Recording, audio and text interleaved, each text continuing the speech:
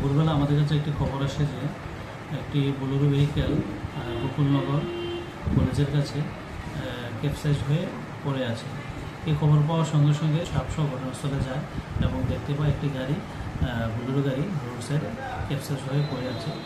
তখন গাড়িটি নাম্বারলেস ছিল।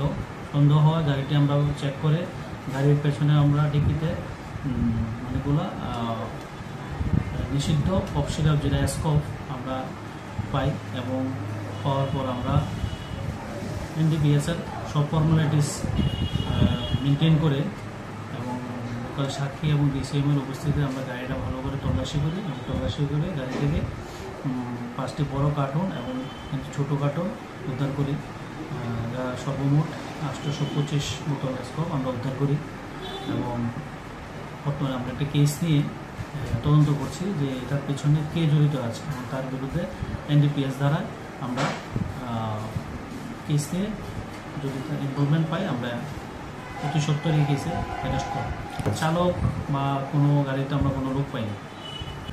বাজার মূল্য আমার আইডিয়া মতন প্রায় হবে 3-4 লাখ।